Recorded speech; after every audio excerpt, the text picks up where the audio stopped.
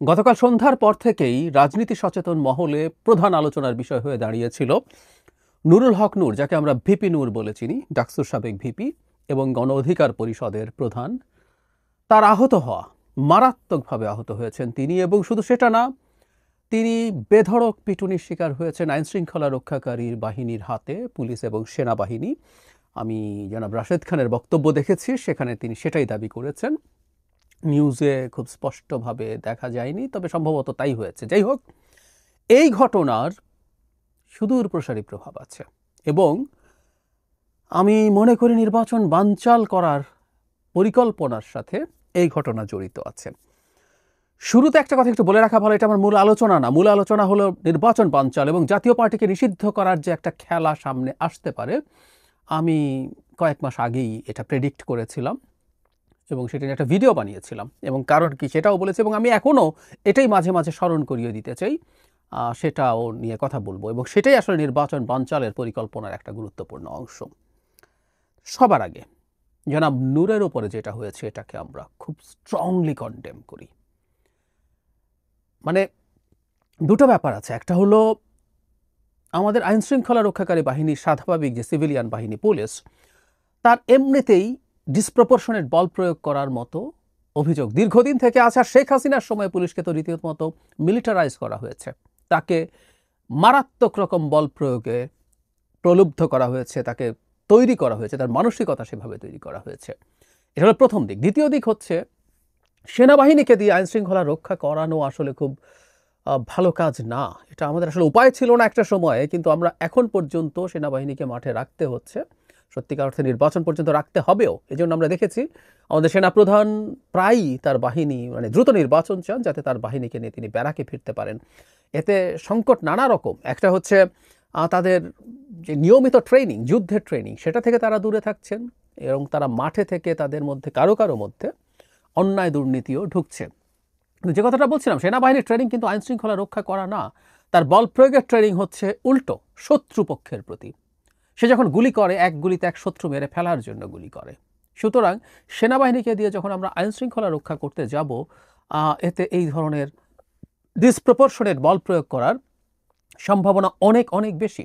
তারপরও যেটা সবচেয়ে জরুরি কথা, যে কোনো পরিস্থিতিতে, যে কোনো প্রেক্ষাপটে নুরুল হক নূরের ওপরে এই পরিমাণের বল প্রয়োগ করা গর্হিত অন্যায় হয়েছে।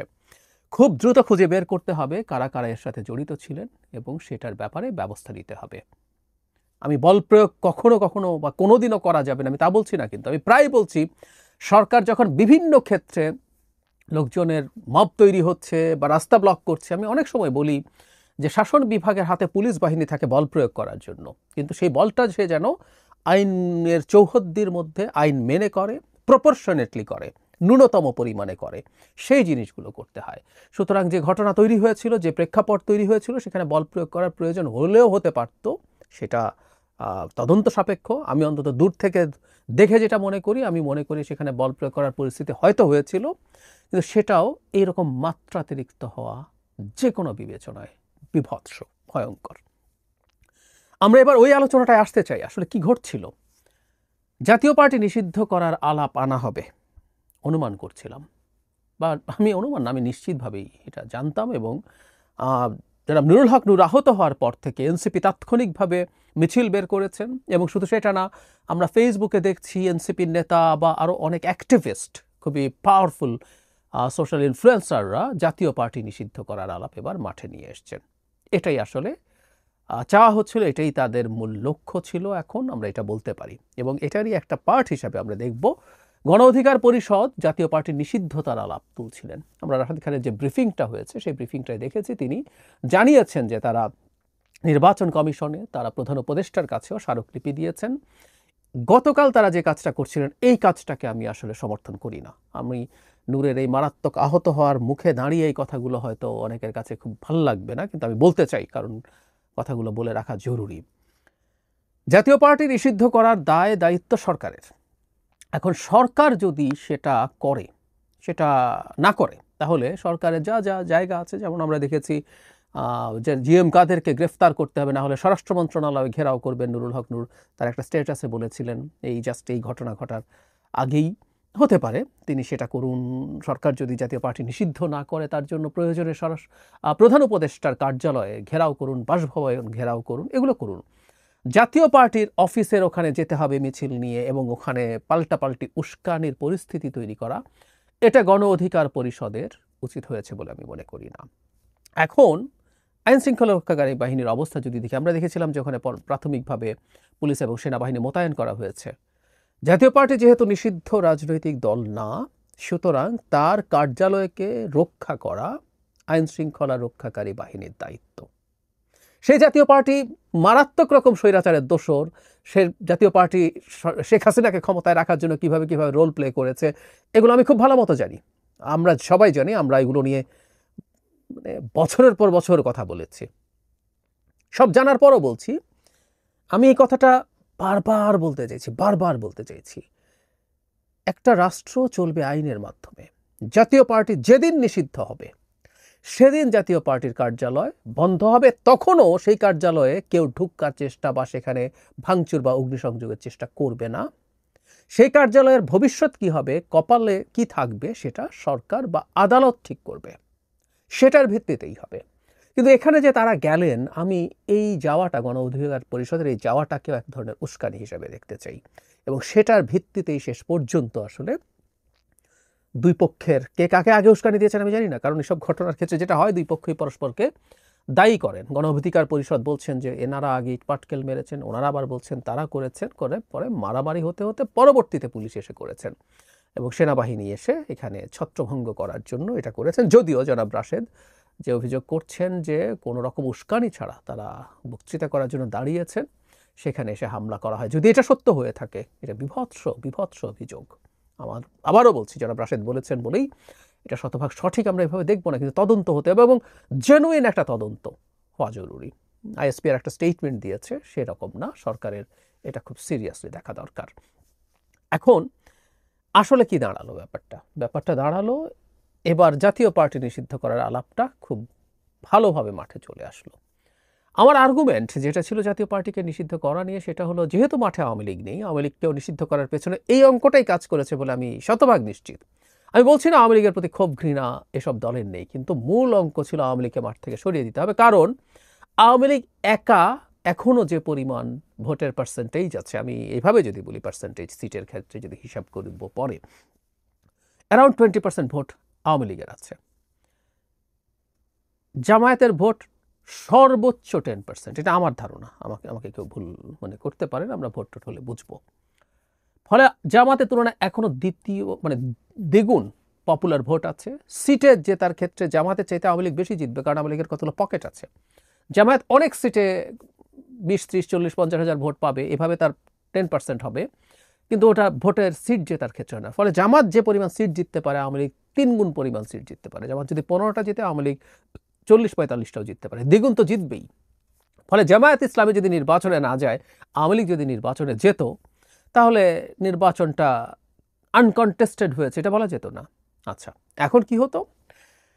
আমার ওই ভিডিওটা আমি করেছিলাম যেদিন জিএম কাদেরের বাড়িতে হামলা হচ্ছিল, সেদিনও এই আলাপগুলো তোলা হচ্ছিল। তখন আমি বলেছিলাম এবার তাহলে পথের কাঁটা জাতীয় পার্টি, কারণ জাতীয় পার্টি থাকলে জাতীয় পার্টি বেশ কিছু জায়গায় নির্বাচন করবে এবং সম্ভাবনা আছে আওয়ামী লীগের যে জায়গাগুলো আছে সেই জায়গায়, ধরলাম গোপালগঞ্জে লাঙ্গল নিয়ে কেউ দাঁড়িয়ে যেতে পারে, যে হয়তো আওয়ামী লীগের কোনো পদেই কখনো ছিল না, আওয়ামী লীগ করতো, কোনো একজন টিচার, কোনো একজন লয়ার, কোনো একজন ব্যবসায়ী দাঁড়িয়ে গেল, জিতে গেল।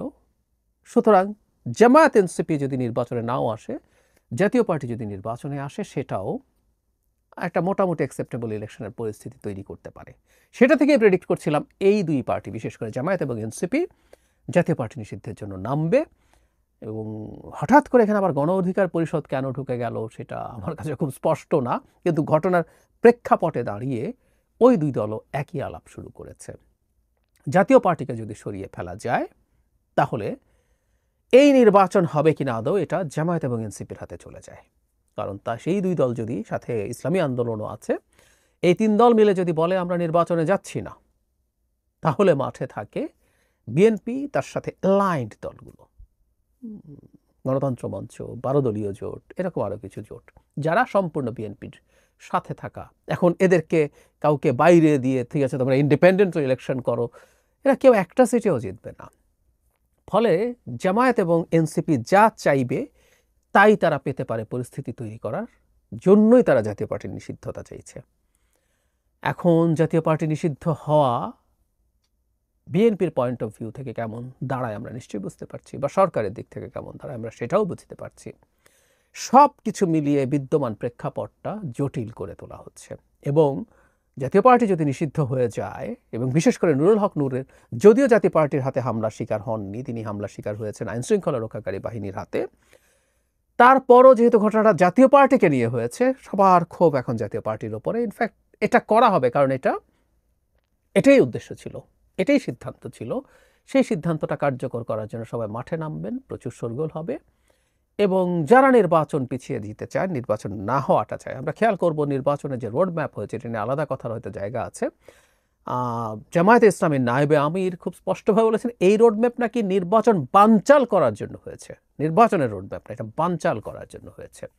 সুতরাং নির্বাচনটাকে বেশ খানিকটা পিছিয়ে দেওয়ার জন্য তারা যদি নিজেদেরকে অ্যাবস্টেইন করে সেই পরিস্থিতি তৈরি হচ্ছে। সুতরাং নির্বাচন বানচালের চেষ্টা হিসাবে আমরা পাঠ করব। এই ঝুঁকি সামনে আসছে। আমাদের যারা অন্তত মনে করি দেশটার এই অনিশ্চয়তার পথে যাওয়া থেকে ঠেকানো দরকার, তাহলে তাদের আসলে কি করা উচিত? আমার মনে হয় আমরা বুঝতে পারছি যে এই ধরনের কোনো চেষ্টার বিরুদ্ধে, এই ধরনের চেষ্টা মানে হচ্ছে এই কেওট তৈরি করার কোনো না কোনো চেষ্টার বিরুদ্ধে আমাদের শক্তভাবে দাঁড়ানো দরকার।